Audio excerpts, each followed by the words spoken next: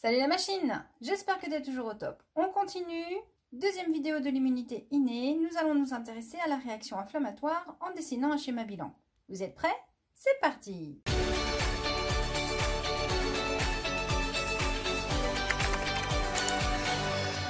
La réaction inflammatoire est la principale réaction de l'immunité innée. Pour commencer ce schéma, j'ai dessiné à droite la peau, qui est un moyen passif de se défendre puisque c'est une barrière. Alors oui, là il y a un trou, parce que il faut bien que les microbes y rentrent, sinon il n'y a pas de réaction inflammatoire. Donc, les cellules épidermiques, qui sont riches en kératine, une protéine, qui va permettre de renforcer cette barrière, et sous les cellules épidermiques, les cellules du derme. J'ai dessiné ici un début de vaisseau sanguin, vous allez comprendre pourquoi je ne l'ai pas fini, avec ces cellules qui constituent ces parois. La réaction inflammatoire est basée sur la production de cellules de l'immunité qui sont produites par les organes lymphoïdes primaires et stockées dans les organes lymphoïdes secondaires. Allez, c'est parti mon kiki, on est parti pour faire la guerre. Nous avons malheureusement ici une épine qui a perforé notre défense passive, un coup de bélier. Fracturé, on ouvre la porte. Et du coup, les bactéries qui étaient sur l'épine, ou sur nous, parce que même si notre microbiote participe à notre défense naturelle en éliminant les bactéries pathogènes, même si nous avons une peau un petit peu acide pour éviter le développement des bactéries, il y en a toujours qui arrivent à squatter chez nous. Donc ces bactéries, elles arrivent à rentrer. Sauf que ces bactéries sont reconnaissables parce qu'elles possèdent à leur surface des molécules qu'on appelle des PAMP pour Pathogen Associated Molecule Protein, c'est-à-dire un modèle de molécules associées aux pathogènes. Bref, des petits drapeaux qui disent « Coucou, moi je suis le méchant et je suis pas gentil ». Bref, un truc qui se reconnaît et que nos cellules de défense vont reconnaître. Et la première cellule de défense à intervenir, c'est la cellule dendritique. Pourquoi? Parce que elle, avec tous ses grands bras, elle est capable de s'accrocher à tout, elle se tire, elle se déplace, vous savez, comme un militaire qui marche à quatre pattes comme ça, qui rampe. Bon, elle s'accroche partout, elle se déplace et elle touche tout. Elle vérifie tout. Parce qu'au bout, là, elle a des petits récepteurs qu'on appelle des PRR, pour Pattern Recognition Receptor. Yeah! Donc, elle a des récepteurs. Et qu'est-ce qui va se passer? Ces récepteurs vont être compatibles avec le PAMP des bactéries. Résultat, les bactéries vont se fixer dessus et la cellule dendritique va avaler le tout pour le digérer. C'est ce qu'on appelle la phagocytose. Donc, une fois phagocytée, il y a plein de débris à l'intérieur de cette cellule.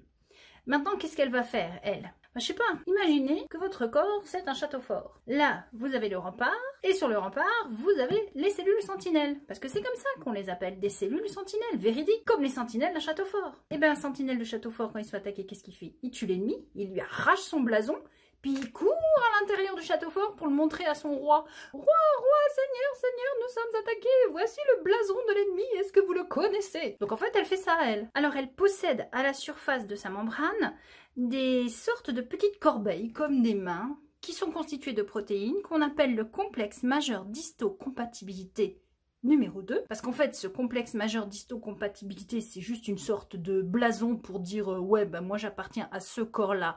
Donc en fait toutes les cellules de notre corps elles ont un petit drapeau, parce qu'il ne s'agirait pas qu'elles se fassent bouffer par les cellules de défense, faut quand même qu'on reconnaisse les habitants de notre quartier. Donc le complexe majeur d'histocompatibilité de type 1 sur toutes les cellules du corps, et les cellules de défense elles ont en plus du type 1 le type 2. Bref, petite corbeille pour pouvoir porter un petit morceau de l'ennemi. Pour faire quoi? Pour l'emmener au niveau des ganglions, pour aller voir les chefs et leur montrer ce qui nous attaque, parce qu'il faudra peut-être qu'ils se bougent un peu les fesses. Donc le petit morceau du méchant qui est emmené, c'est ce qu'on appelle un antigène. Antigène. Pourquoi antigène? Parce que c'est quelque chose qui est contre nos gènes. C'est une protéine qui n'a pas été fabriquée par nos gènes. Donc on appelle ça un antigène. En faisant ça, elle est devenue ce qu'on appelle une cellule présentatrice d'antigènes. Elle a donc pratiqué une endocytose, une digestion, une exocytose, mais elle a gardé quelques petits peptides, des morceaux de protéines, qu'elle présente sur son CMH2. Cet antigène qu'elle a conservé, elle va aller le présenter à des lymphocytes, qu'on appelle les lymphocytes T, et ces lymphocytes possèdent un récepteur, le TCR, qui est compatible avec le récepteur CMH2. Et en se connectant, le lymphocyte T va identifier l'antigène et va s'activer. Et là, cette fois, on rentre dans une réaction immunitaire spécifique, puisqu'on va avoir un lymphocyte qui connaît la bactérie. Mais ça, c'est dans une autre vidéo. On continue. Bon, ok, voici une première étape de notre défense. Mais voilà, qu'est-ce qui se passe quand vous êtes blessé? Vous criez, vous avez mal. Et comment vous le sentez? Parce que vos terminaisons nerveuses sont au courant. Et comment est-ce qu'elles sont au courant? Parce que vos cellules, elles ont crié au secours. Et leur signal de secours, c'est un DAMP, un Danger Associated Molecule Pattern. Bref, elles balancent des molécules qui signalent là, attention, il y a un problème, il se passe quelque chose, faut venir voir. Bref, c'est leur manière à elles de crier au secours. Et ce signal va aller stimuler des terminaisons nerveuses qu'on appelle des nocicepteurs et vous allez ressentir la douleur. Il faut être bien clair, le DAMP va être beaucoup plus rapide que l'action de la cellule dendritique. Mais les deux vont se passer en même temps. Ce DAMP va agir sur les autres cellules sentinelles, dont le mastocyte. Ben oui, vous êtes une sentinelle sur le rempart du château fort.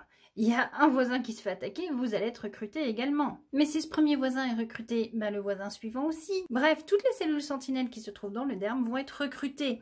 Elles vont être attirées par le DAMP et qu'est-ce qui va se passer? Elles vont fixer les bactéries avec leur PAMP qui sera donc complémentaire de leur PRR. Oui, je sais, c'est compliqué, mais non, c'est simple. Bref, un récepteur compatible avec les bactéries. Et de ce fait, les soldats vont être activés. Ils vont pouvoir enclencher une attaque. Sauf qu'ils sont tout seuls. Donc tout seuls, ils ne vont pas s'en sortir. Qu'est-ce qu'ils vont faire? Ils vont appeler les copains. Et pourquoi ils s'en occuperaient pas tout seuls? Parce qu'une bactérie, ça se divise toutes les 20 minutes. Voilà pourquoi. Donc c'est pas possible. Il faut du monde. Et donc pour cela, eux aussi vont lancer des messages. Et ces messages vont agir à la fois sur les vaisseaux sanguins, les terminaisons nerveuses, et les autres cellules de défense du secteur. Le premier message envoyé, ce sont des molécules qu'on appelle des prostaglandines. Elles vont agir sur les terminaisons nerveuses pour accentuer le premier message envoyé pour dire hé, on a mal, on a mal, on a mal. Tu retires ta main de là, tu fais quelque chose, tu vires l'épine, tu nettoies, tu te bouges les fesses, faut pas laisser ça comme ça. Ben oui, la douleur, ça sert à ça. Ça sert à déclencher les réflexes. Vous vous brûlez, vous posez la main sur la casserole. Vous sentez la douleur, vous retirez votre main, puis vous recommencez pour la bêtise la fois suivante. Ces prostaglandines vont jouer également sur les vaisseaux sanguins, que ce soit les prostaglandines produites par le mastocyte ou par le macrophage. Le mastocyte va également libérer de l'histamine. Cette histamine était stockée dans ses granulations, et quand il va la libérer, elle va agir sur le vaisseau sanguin. Ces molécules vont provoquer une vasodilatation du vaisseau, et une augmentation de sa perméabilité. Pourquoi? Pour permettre à du plasma de sortir. Pourquoi? Parce que Zoro est arrivé sans se presser. Non, bon, je rigole. Bref, parce que les cellules sanguines de renfort sont arrivées. Alors, comment elles ont su qu'il fallait qu'elles viennent là, à cet endroit-là, et pas ailleurs? Parce qu'elles ont été attirées par des molécules, les chimiokines, dont on peut observer un gradient au départ des macrophages. Ces macrophages, comme les mastocytes d'ailleurs, vont libérer une autre molécule qu'on appelle le TNF-alpha pour Tumor Necrosis Factor Alpha. Ce TNF-alpha va avoir une action sur les cellules constitutives de la paroi des vaisseaux sanguins. Ben oui, c'est bien beau d'attirer les cellules en renfort, mais si elles ne peuvent pas rentrer pour aller faire la guerre, ça sert à rien. Et il se trouve que les cellules de la paroi des vaisseaux sont reliées entre elles, maintenues entre elles par des petites molécules qu'on appelle des cadérines. Le TNF-alpha va se charger de diminuer la quantité de cadérine présente entre les cellules. Donc qu'est-ce qui va pouvoir se passer? Les cellules vont pouvoir s'écarter. C'est bien beau de laisser du passage, mais ces cellules, elles sont dans le flux du sang, elles avancent à toute vitesse, faut réussir à les choper, les coincer pour qu'elles puissent passer. Donc pour ça, petite canne à pêche qui va s'installer, production de sélectine sur les cellules de la paroi du vaisseau. Donc à ce moment-là, on va observer une diapédèse, c'est-à-dire le passage de cellules sanguines dans le tissu. Les monocytes vont se différencier en macrophages, les granulocytes vont migrer en direction de la zone de la plaie, et comme eux aussi ils possèdent des récepteurs PRR, ils vont pouvoir fixer des bactéries. Seulement voilà, pour pouvoir ingérer ces bactéries et les digérer, il faut qu'ils soient stimulés. Et ce sont encore une fois des médiateurs chimiques, les interleukines ou le TNF-alpha, qui vont stimuler les granulocytes et activer la phagocytose. Et ce qui est génial, c'est que le macrophage, il va se stimuler tout seul. Vous savez, là, comme les gars qui font des concours de hot dog, là, celui qui avalera le plus de hot dog. Allez, vas-y, mon gars, allez, vas-y, tu vas y arriver, avale les hot dogs. Bon. Ici, le hot dog, c'est les bactéries. Donc, le but final de tout ce schmilblick, c'est quand même la phagocytose. Le but est de manger ces petites bêtes-là, de s'en débarrasser, parce que sinon, ça sert à rien. Et donc, cette phagocytose, elle se déroule en 4 étapes. Première étape, l'adhésion. Madame la bactérie est fixée par un PRR sur un phagocyte. Donc, on appelle phagocyte toute cellule douée de phagocytose. Donc je vous parle ici des macrophages et des granulocytes neutrophiles. Les bactéries sont reconnues par les récepteurs dans la membrane du phagocyte et sont fixées. Qu'est-ce qui va se passer? La membrane plasmique s'invagine, elle fait un creux. Elle va faire rentrer à l'intérieur le récepteur avec la bactérie. Et comme elle s'invagine, elle va la recouvrir. Elle va entourer la bactérie et former une vésicule dite d'endocytose. Endo veut dire à l'intérieur, cytose à l'intérieur de la cellule. C'est ce qu'on appelle un phagosome. Sur ce phagosome vont venir se fixer des lysosomes. Ce sont des petites vésicules qui contiennent des enzymes digestives, les lysozymes. L'association des deux vésicules va former le phagolysosome. À ce moment-là, la bactérie va être digérée, et forcément les déchets, on les expulse. Et donc tous les débris cellulaires sont expulsés et vont constituer le pus. Donc quand vous observez du pus au microscope, vous observez à la fois les débris cellulaires et des cellules douées de phagocytose. Ainsi, par l'ensemble de ces médiateurs chimiques, la réaction inflammatoire va se caractériser par 4 grands symptômes.